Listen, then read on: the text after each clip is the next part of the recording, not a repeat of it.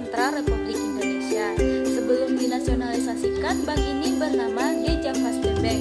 Bank ini merupakan bank dari Belanda. Nah, Bank Indonesia selaku bank sentral berdasarkan Undang-Undang Nomor 23 Tahun 1999 adalah lembaga negara yang independen. Nah, dalam kapasitasnya sebagai bank sentral, Bank Indonesia ini mempunyai satu tujuan tunggal, yaitu untuk mencapai dan memelihara kestabilan nilai rupiah.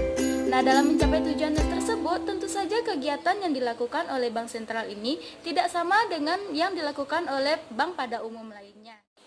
Nah, Bank Indonesia ini lahir pada tanggal 1 Juli 1953. Nah, kelahiran Bank Indonesia ini didasarkan pada Undang-Undang Pokok Bank Indonesia atau Undang-Undang Nomor 11 Tahun 1953. Lahirnya Bank Indonesia ini merupakan hasil nasionalisasi dari De-Javaste Bank, di mana De-Javaste Bank ini merupakan sebuah bank Belanda yang pada masa kolonial diberi tugas oleh para pemerintah Belanda sebagai bank sirkulasi. Nah, De-Javaste Bank ini merupakan cikal bakalnya lahir Bank Indonesia. Nah, dilihat dari usianya, De-Javaste Bank ini lebih dari 172 tahun karena didirikan pada tahun 1828 dan dahulunya selain berfungsi sebagai bank sirkulasi juga melakukan kegiatan komersial. Nah, De-Javaste Bank ini kemudian ditetapkan menjadi bank sentral pada tahun 1949. Nah, berdasarkan hasil konferensi meja bundar. Namun sebagai bank sentral pada saat itu, De-Javaste Bank juga tetap melakukan kegiatan komersial. Pada tahun 1953, De-Javaste Bank ini dinasionalisasikan sebagai bank sentral, tetapi seperti sebelumnya, Bank Indonesia juga tetap melakukan kegiatan komersial. Nah, dengan peran ganda yang dilakukan oleh Bank Indonesia pada saat itu, tentu saja mengakibatkan perkembangan moneter yang tidak sehat bagi perkembangan perekonomian. Atas dasar tersebut, pada tahun 1968, melalui LU nomor 13 tahun 1968 tentang Bank Sentral, peran Bank Indonesia diubah lagi dan didudukkan secara murni sebagai bank sentral. Nah, hal ini berarti Bank Indonesia tidak lagi melakukan kegiatan komersial.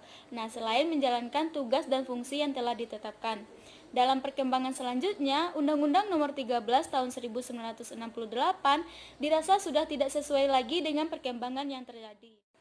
Nah, beberapa ketentuan undang-undang tersebut dalam kenyataannya belum memberikan jaminan yang cukup untuk terselenggaranya fungsi dan tujuan dari suatu bank sentral yang independen.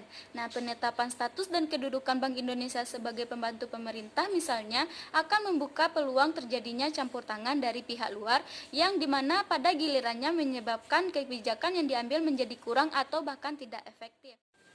Nah, dengan latar belakang tersebut, maka pada tanggal 17 Mei tahun 2000, lahirlah Undang-Undang Nomor 23 Tahun 1999 sebagai pengganti Undang-Undang Nomor 13 Tahun 1968 yang memberikan status dan kedudukan kepada Bank Indonesia sebagai suatu bank sentral yang independen dan bebas dari campur tangan pihak luar termasuk pemerintah. Oke teman-teman, sampai di sini dulu penjelasan saya tentang bagaimana sejarah lahirnya Bank Indonesia. Jangan lupa like video ini dan tinggalkan jejak komentar kalian pada kolom yang telah disediakan. Dan subscribe video ini agar kami lebih semangat untuk membuat video selanjutnya. Dadah, Assalamualaikum warahmatullahi wabarakatuh.